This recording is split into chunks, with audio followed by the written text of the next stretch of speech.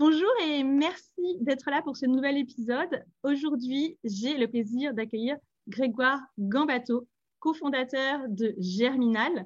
Germinal qui est actuellement en France, si vous êtes sur LinkedIn, vous l'avez forcément vu, une des plus grosses agences, si ce n'est la plus grosse agence de ce qu'on appelle le growth marketing, notamment avec des formations qui sont, pour ma part, je le sais, géniales puisque je les suis, et qui ont pour objectif de faire monter en compétences les marketeurs, mais également les personnes qui ne sont pas de l'univers du marketing. Donc, Grégoire, bonjour, merci d'être avec nous. Et Hello. je te laisse dire bonjour. En fait, on n'est plus du tout une agence. Maintenant, on fait vraiment plus que de la formation. D'accord, Et en alors, fait, on fait vraiment des programmes pour les entreprises. En gros, on aide les boîtes à passer de 0 à 1 million d'euros de chiffre d'affaires. Alors, il y en a beaucoup de boîtes qui font beaucoup plus de chiffre d'affaires que ça, qui utilisent l'antichambre. Mais en tout cas, c'est notre focus et c'est d'aider vraiment les gens à passer cet étape, le million de chiffre d'affaires annuel, qui est un cap qui est hyper important. Et on a aussi, bien sûr, des équipes marketing qui utilisent la solution. Mais voilà. Mais en tout cas, non, mais on a pivoté le modèle agence. On a complètement arrêté le 1er avril. Donc, c'est assez récent. c'est une date voulue ou... Non, non, c'était pas, c'était juste le début du quarter. Et jusqu'à maintenant, on faisait encore à peu près 80-90 000 euros de chiffre d'affaires par mois avec l'agence. Et maintenant, c'est vraiment zéro. Voilà. Ok. Et donc, concrètement, vous vous adressez à qui? Qui sont vos clients rapidement? Nos clients maintenant, c'est vraiment les entrepreneurs qui font moins d'1 million d'euros de chiffre d'affaires annuel. Mhm. Donc vraiment de 0 à 1 million, on les aide à passer de 0 à 1 million avec de la formation. Là, on est en train de construire, on est à la V2 de l'antichambre, notre produit, on va sortir une V3, dont je peux un petit peu disruptive, pour utiliser un terme Je crois en avoir entendu un petit peu parler dans un autre podcast, hein. Oui, c'est ça. Non, non, mais là, on prépare dessus, on a restaffé toute notre équipe produit, etc. Mais en gros, là, vraiment, l'ambition, c'est d'aider les boîtes avec le growth marketing, donc avec le growth, donc l'acquisition en ligne en mode itératif, à vraiment décoller, à passer les étapes. Après, ça, c'est notre cœur de cible, c'est de 0 à 1 million, parce qu'il y a énormément de boîtes, d'entrepreneurs qui sont là-dessus, avec des business qui peuvent se vendre en ligne. Donc, on ne va pas viser les boîtes qui font, tu vois, du B2B, enfin, B2, Big B, genre, si tu dis, bah, moi, je peux vendre K, Orange et Altera Cogedi, mais en effet, a priori, on ne va pas pouvoir beaucoup t'aider. Si tu as 3 ou 4 clients possibles avec des énormes contrats, pareil, si tu vends au gouvernement, etc., ça va être compliqué. Mais voilà, on vise vraiment toutes les boîtes qui peuvent vendre en ligne. Et on a aussi à peu près 10-15% de nos clients qui sont des boîtes beaucoup plus grandes que le million d'euros de chiffre d'affaires. Mais en tout cas, la solution n'est pas créée pour eux, mais ils peuvent s'en servir pour leurs équipes marketing et ça marche plutôt très bien. Mais ce n'est pas une verticale qu'on a ouverte. Quand tu dis vente en ligne, je voudrais juste cadrer, on ne parle pas d'e-commerce, on parle de Non, trouver et de chercher et de trouver des clients par le digital. exactement. Donc, c'est avec de l'email, avec de la publicité, avec un produit en ligne où tu vas pouvoir jouer sur des mécanismes de viralité, de recommandation, etc. Donc, oui, je dis, c'est quand tu peux toucher tes clients en ligne. Et aujourd'hui, quasiment tous les clients peuvent être touchés en ligne. Nous, par exemple, on a fait une mission qui a très, très bien marché. C'est un client, donc on était en mode agence encore, il y a quelques mois, qui visait les agriculteurs et qui vendait de l'engrais à des agriculteurs et on a tout démoli. Enfin, ça a vraiment été un très beau succès. Donc, a priori, il y a quand même beaucoup de cibles que tu peux toucher. Après, c'est sûr que si tu vises les gens qui ont 80 ans et plus, qui ne sont pas digitalisés, ou tu vises les moins de 5 ans, c'est Ça sûr va qu'il être dur, y a des trucs qui n'ont pas allé. A priori, il faut mieux viser les parents ou les enfants, du coup, de ces cibles-là. Mais voilà. Mais oui, aujourd'hui, tu peux toucher quasiment tout le monde en ligne. Ouais. effectivement. Du coup, si on fait un petit pas en arrière, tu as dit le mot growth marketing. Est-ce que tu saurais l'expliquer de manière très concrète, ce que c'est, à quoi ça sert et globalement, quelles sont les techniques que ça rassemble? Bah, le growth marketing, c'est vraiment le marketing de la croissance. L'objectif, c'est vraiment d'avoir un marketing qui est orienté vers la croissance de ta marque et dont le seul objectif est la croissance de ton chiffre d'affaires. Donc, ça ne va pas être du marketing très, OK, créer une très belle marque, etc., même si bien sûr, ça en fait partie. Donc, on est vraiment orienté là-dessus. Et du coup, c'est une méthodologie, en fait, avec des tests à la semaine. En fait, alors ça peut être au mois, etc., où tu es vraiment sur un mode itératif où tu fais des tests, tu fais des tests, tu fais des tests. Et en fonction des résultats de tes tests, tu prévois d'autres actions. Donc, c'est vraiment ça pour moi, le growth marketing, le marketing de la croissance. C'est vraiment quelque chose de très en ligne où tu vas être très porté sur la donnée. Tu vas vraiment te concentrer sur la donnée. Tu vas lancer des tests pour avoir des résultats. Et en fonction de ces résultats, tu vas lancer des nouveaux tests. Et une fois que tu vas trouver quelque chose qui fonctionne, tu vas ensuite le passer à l'échelle pour avoir des gros résultats. Donc, tout ce qui est créer une très belle marque, tout ce qui n'est pas en ligne, sur lesquels tu ne peux pas avoir de données, tu ne peux pas avoir de résultats immédiats, etc. Ouais. ça fait pas vraiment partie du growth marketing. Le growth marketing, c'est vraiment cette approche très centrée sur le retour sur investissement et sur l'itération avec des canaux où tu peux avoir de la donnée en ligne. Donc, c'est hyper empirique, en fait. C'est vraiment que du terrain. Ouais, c'est vraiment beaucoup, beaucoup de terrain. Le growth marketing, c'est vraiment tout. Tu passes. Moi, j'aime bien dire qu'un growth marketer peut passer jusqu'à un tiers de son temps à regarder la donnée. Alors que, bien sûr, il y a de la donnée qui est possible quand tu crées une marque avec des entretiens utilisateurs, etc. Mais c'est vraiment de la donnée de nature différente. Ouais, c'est complètement différent, effectivement. Il y a moins d'outils. Dans la création de la marque, il y a moins d'outils, alors que là, Exactement, là, il y a beaucoup la d'outils. notion d'utilisation de beaucoup d'outils, alors d'outils en ligne, évidemment, hein, c'est d'outils particulièrement uniquement digital, qu'on n'a pas dans le marketing hors ligne. Et est-ce que tu peux, notamment, aujourd'hui, vous travaillez avec un nombre énorme d'outils. Alors, quand j'ai dit vous travaillez, c'est quand vous étiez en agence. Là, aujourd'hui, les formations portent également sur quels outils je vais utiliser et comment je les utilise. Clairement. Et d'ailleurs, aujourd'hui, nous, on a encore un pôle qui lance des business en interne, qui essaie de les monter de 0 à 1 million. Donc, en fait, toute la partie agence, maintenant, on a 10 personnes qui lancent des business ou D'accord. qui, Ça fait ou qui partie de la vie. accompagnent des business. Ouais. OK. En fait, Bah, c'est ça, notre c'est pôle super recherche et intéressant. développement. Sauf que c'est plus ouvert à la clientèle. Tu peux plus, si tu viens nous voir et tu dis j'ai 50 000 euros, je peux bosser avec vous, c'est pas possible. C'est nous qui sélectionnons les business avec lesquels on bosse ou c'est nous qui lançons nos propres business. C'est pour ça que je dis qu'on n'est plus une agence, mais on continue à tester parce que si tu fais que de la formation, bah, nous, on veut être des growth, donc des growth marketeurs qui font de la formation et pas des formateurs qui font du growth. Donc pour nous, c'est hyper important. Et si on reste pas sur le terrain, on va devenir mauvais en fait. Mais du coup, ouais, Donc, les outils. labo, Pardon? c'est un labo. Ouais, C'est comme exactement, c'est un labo. Ouais. On appelle ça l'arsenal. C'est une petite blague. Euh, un peu plus militaire. Ouais, c'est un petit peu militaire, mais bon, chez Germinal, on a des petites blagues comme ça. Oui, Avant, c'était bah, la j'aime bien, je cavalerie, trouve donc ça c'était pas drôle. beaucoup mieux. Oui, oui, Ouais. je trouve ça très drôle. Vous avez vraiment un univers à vous. Donc, je sais que tu dis la marque, c'est pas exactement la marque, mais vous avez quand même parallèlement développé une vraie marque. Ce que je trouve hyper intéressant. Du coup, il y a le côté outils, technique. Vous êtes des purs on est vraiment dans la Oui, technique, c'est mais très en même technique. temps, Ouais. Enfin, c'est très technique. C'est pas si technique que ça. En fait, faut être très orienté sur la donnée, mais aujourd'hui, tu as plein d'outils qui te permettent facilement d'avoir cette donnée. Et le growth marketing, il y a 5 ans, c'était un métier très technique parce que tu n'avais pas d'outils, etc. Et par exemple, en outil, tu as des outils comme Bubble qui vont te permettre de créer une application mobile sans coder. Donc, ça, par exemple, tu veux faire un test, savoir si ton idéal fonctionne. Bah, tu crées l'application mobile en quelques jours et tu la testes. Alors, des applications mobiles simples, hein. Tu peux pas. Mais aujourd'hui, créer une plateforme comme Airbnb, par exemple, une plateforme de mise en relation, ça se fait facilement avec ce genre d'outils. Tu vas utiliser des outils comme Lemlist ou Woodpecker pour envoyer des emails de prospection. Des outils comme Drop Contact pour récupérer des adresses email et vérifier si elles sont valables. Parce que quand on envoie un email de prospection, il faut que tu envoies la bonne oui, adresse email pour pas atteindre ta délivrabilité. Parce que si sinon, tu es considéré comme un spammer. Et du coup, tes mails n'arrivent plus. Et quand tu envoies un email à ta maman, elle ne le reçoit même plus. Et c'est triste. Faut faire je attention. confirme pour utiliser ces outils, ils sont relativement faciles. Ils La sont prise assez en main est maîtrisés. facile. C'est pas hyper compliqué. Il faut juste s'y mettre et il faut juste comprendre comment ça marche en fait. C'est ça, il faut se mettre dedans. C'est comme PlayPlay, par exemple, c'est un outil pour créer des vidéos. Aujourd'hui, on dit, ouais, faut faire de la vidéo en ligne, etc. Les gens se disent, c'est compliqué. Tu prends un outil comme PlayPlay, tu peux faire des montages avec des outils de vidéo stock ou un truc que tu as tourné avec ton iPhone. Parce que je parle de l'iPhone parce qu'ils sont connus pour faire des belles vidéos, mais il y a d'autres Il y en a appareils d'autres. qui font des très belles vidéos. Et tu peux monter un truc avec des sous-titres qui est sympa, quoi. Et en fait, tu l'as monté toi-même. Alors oui, ça t'a pris une demi-journée, tu as une vidéo d'une minute 30, d'une minute ou de 15 secondes, mais tu peux faire un truc sympa. Et aujourd'hui, tu as énormément d'outils pour te permettre de faire ça. Alors que moi, par exemple, j'ai un studio chez moi. Donc, vous voyez, avec la lampe et compagnie, ça nous a coûté 2000 euros. Donc, c'est un studio de bonne qualité, mais c'est 2000 euros, c'est 4 composants.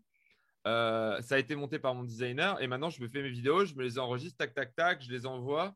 Et alors qu'avant, vous vouliez avoir un studio chez vous, mais ça coûtait une fortune. Écoutez, Et super. aujourd'hui, tu as des solutions, tu as des micros qui se connectent avec ton port USB, où tu n'as plus besoin de table de mixage, tu as des lampes que tu peux monter, démonter, tu as des caméras qui te font des autofocus. Enfin, voilà, c'est pareil, c'est pareil en ligne en fait. C'est beaucoup Et plus ce ne facile de sont faire pas des beaucoup de choses. investissements délirants en plus, honnêtement. C'est Ouais, pas, là, tu parles de 2000 euros, mais parce que tu as un très bon oui, studio, un j'ai un bon très très bon niveau. setup parce que je suis Et on professionnel, peut mais faire avec moins, on peut arriver, pour démarrer, il y a des choses qui coûtent aussi moins cher, comme les outils dont on parlait ne sont pas nécessairement extrêmement chers. ouais, ça commence à 30, 100 euros, 30 Voilà. jusqu'à 100 euros par mois. Bon, après, tu peux payer 200, 300 euros par mois pour des outils qui sont très très qui t'apportent beaucoup de valeur, comme Zapier par exemple, qui Oui, automatise.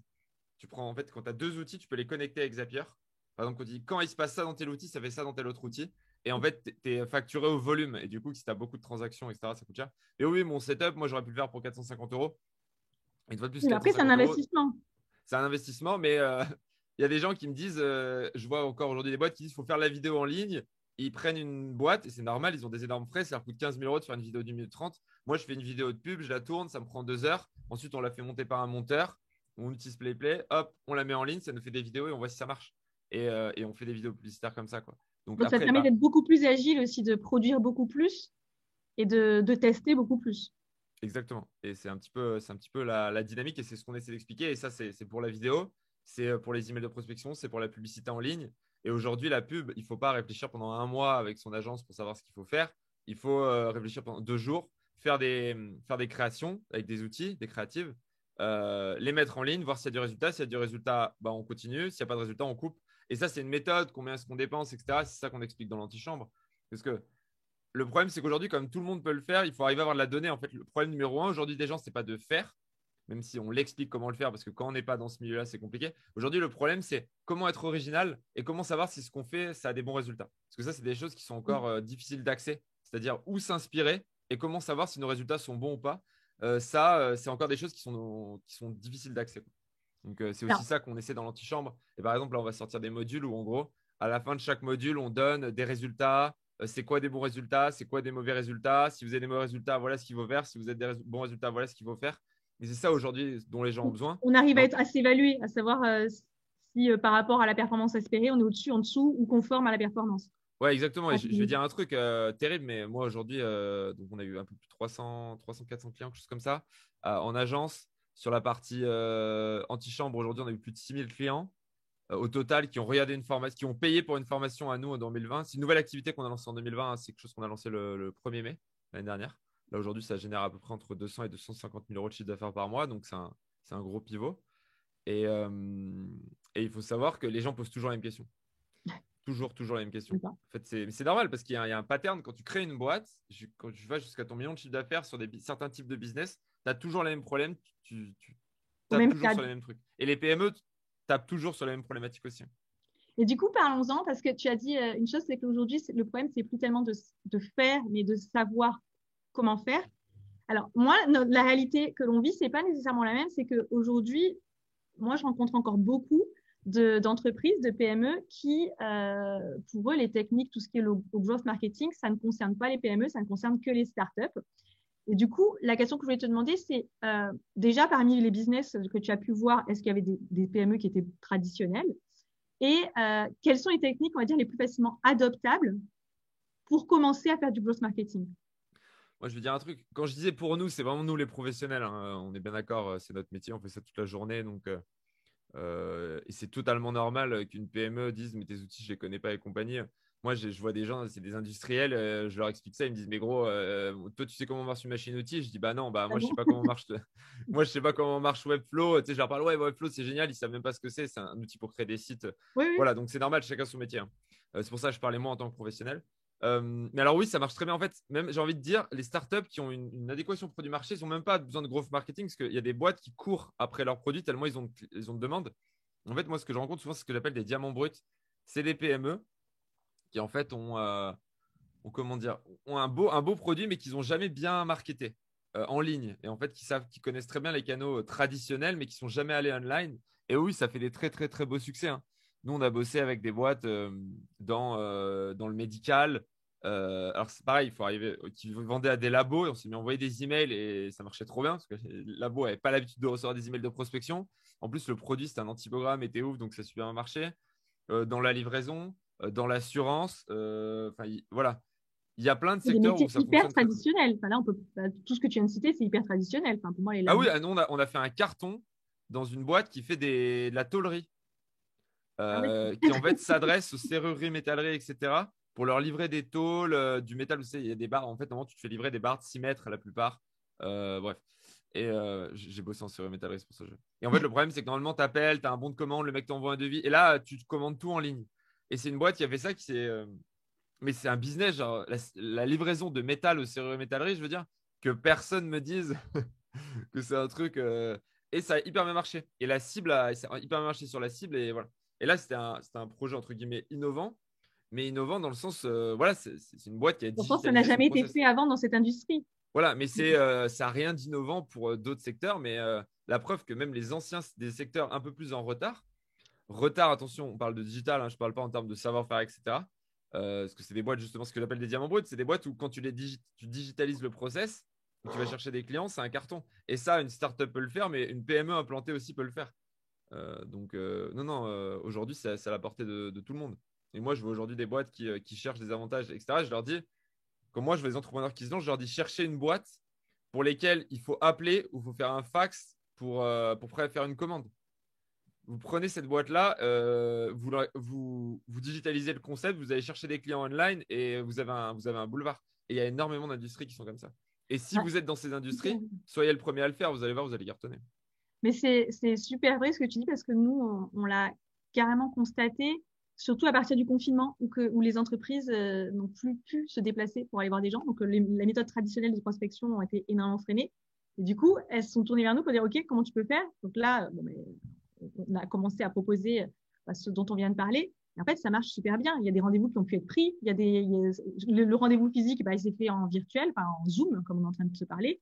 Et en fait, ils étaient hallucinés. Ils ont dit, mais en fait, on peut prendre des rendez-vous. On arrive à décrocher des leads et des rendez-vous juste en faisant des campagnes. Enfin, juste. Oui, oui, il y Quand a, il y même a du une- taf. Mais... Il y a quand même une petite machine autour, hein, mais oui, c'est possible. Et en fait, aujourd'hui, il y a encore beaucoup de personnes qui sont sceptiques. Donc, c'est aussi pour ça que tu es là, hein, parce que je trouve qu'on n'est pas assez à en parler, de dire que c'est possible, oui, même si on a un business traditionnel, à partir du moment où, comme tu le disais, c'est pas l'État, ton client, ou c'est pas des enfants de moins de 5 ans, c'est absolument possible. Et du coup, je voulais enchaîner avec une prochaine question. Donc, tu as compris, mon idée, c'est un peu de tordre le cou à tout ce qu'on entend autour du growth marketing qui ne serait pas applicable, enfin, de notre côté, hein, pour les business traditionnels. C'est euh, l'emailing. Moi, j'ai essayé les campagnes d'emailing, ça ne marche pas du tout. J'ai zéro retour, les gens n'ouvrent pas, les gens sont spammés. Alors, je n'ai pas du tout cette expérience de mon côté, mais je voulais, toi, quelqu'un qui te dit ça, qu'est-ce que tu lui réponds? Bah, moi, je lui dis déjà, si tu n'as pas un taux d'ouverture de 40% sur ta campagne email, il y a un truc qui ne va pas. C'est que tu n'as pas mal fait ton taf. Et Alors, ensuite, c'est quoi mal faire moi, son taf? C'est pardon? quoi, c'est quoi mal faire son taf? Pas mal Alors, faire quand je son dis taf, moi, c'est. ce ne sont pas des marketeurs, hein, ce sont on va dire des commerciaux ou Ouais, des. très bien, mais c'est juste le commercial qui a mal fait son travail, mais c'est parce que c'est pas son métier à la base. Je veux dire, moi, si j'envoie une des personnes de chez moi qui envoie des campagnes d'email et que je l'envoie faire une vente, a priori, ça devrait pas marcher. Tu vois ce que je veux dire? C'est pas Mhm, le même métier. Et le problème, c'est que. Et ça, c'est quelque chose que tu peux apprendre. Et je pense vraiment que c'est quelque chose que tu peux apprendre. Mais absolument. aujourd'hui, moi, j'ai des gens qui sont pas formés qui m'ont dit, j'ai essayé. Je suis en mode, mais oui, mais je suis désolé, hein, c'est comme SRE métallerie. Hein, la première fois que j'ai fait une soudure, ça n'a pas marché. Et j'ai pas dit, ah, mais c'est parce que la soudure, ça marche pas. Non, gros, c'est pas parce que tu as fait une soudure et que ça n'a pas tenu que les soudures, ça marche pas. C'est juste que tu sais pas souder, en fait. Donc, oui, il y a des cas où tu peux pas souder. Si tu essaies de souder avec du matériel classique sous l'eau, ça ne marchera pas. En effet. Désolé, je pense que c'est un exemple très, très concret, ce que je l'ai en tête. Oui, c'est Mais, vrai, c'est vivant là comme exemple, hein. ouais, ouais. Non, mais ce que je veux dire, c'est que du coup, si tu envoies des campagnes, que tu as 45% de taux d'ouverture et que tu as 5, 6, 7% des gens qui te répondent, non, et là, tu n'as pas de conversion, en effet. Peut-être que c'est pas le bon business, peut-être que tu as un problème de produit, etc. Donc déjà, il faut que les gens ouvrent et que les gens te répondent. Et même si tu as un produit qui est pas ouf, les gens vont ouvrir et les gens vont te répondre. Même pour te dire non. Donc déjà, est-ce que tu as réussi à faire ça? Est-ce que tu as est-ce que tu as réussi à attirer l'attention des gens? Est-ce que tu as réussi à sélectionner les bonnes personnes, à récupérer leur adresse email, avoir des emails valides, envoyer un message, à bien sélectionner dans ta liste, à la restreindre, envoyer un email qui donne envie d'ouvrir et à faire ouvrir les gens sur un email qui donne envie de répondre. Donc un objet qui donne envie d'ouvrir, pardon, et un email qui donne envie de répondre. Et voilà, et c'est ça que je dis. Souvent, les gens me disent, j'ai déjà essayé, ça marche pas. Si tu as vraiment essayé correctement dans les règles de l'art, peut-être. Et nous, ça nous est arrivé sur des clients de ne pas avoir de résultats. Ça nous arrive souvent, et même sur les business qu'on lance, les gens qui appliquent les méthodes de l'anti, il y a des gens qui n'ont pas de résultats parce que ce n'est pas le bon canal. Par exemple, on a fait une mission avec une boîte.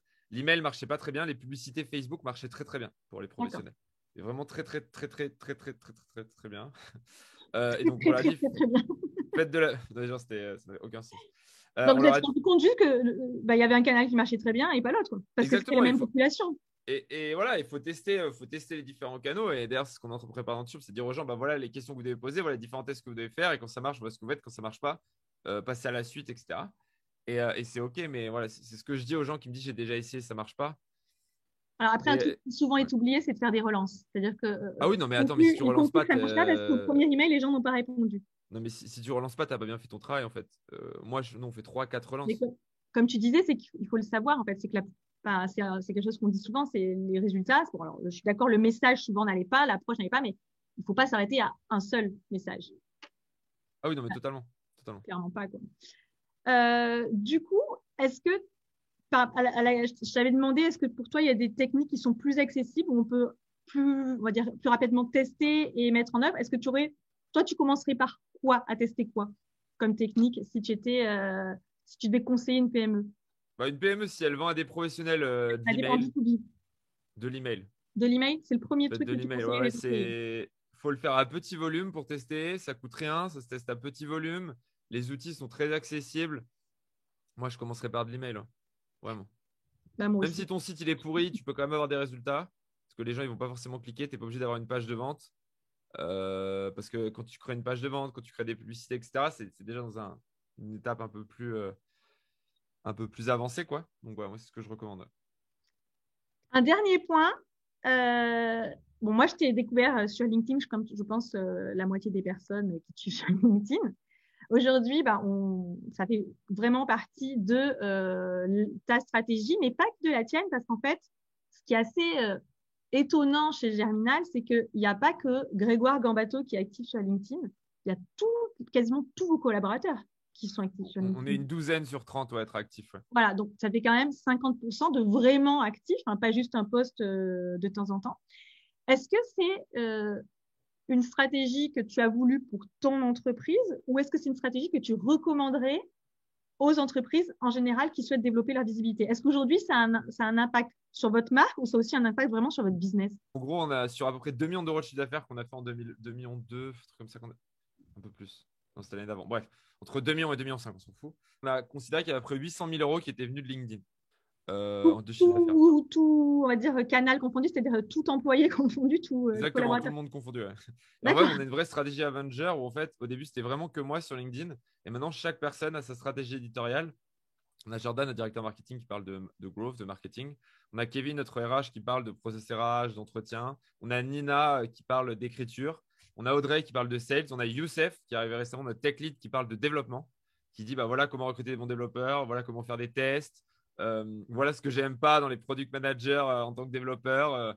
Et il commence doucement, il a 50, 70, 80 likes, il commence à son rythme et il utilise la même stratégie que les autres. Et en gros, on a une sorte de playbook, de stratégie. Ouais, En fait, c'est vraiment une stratégie Avenger. En gros, on veut faire émerger chaque personne pour que toutes ces personnes-là, en fait, irriguent la marque. Et en gros, nous, on veut créer des marques personnelles fortes pour créer une marque d'entreprise forte. C'est vraiment notre stratégie sur LinkedIn parce que en B2B, c'est le meilleur réseau social aujourd'hui. Et ouais. ça va sans doute peut-être changer. Mais aujourd'hui, c'est le meilleur réseau social pour faire de la portée, avoir de l'impact de façon organique.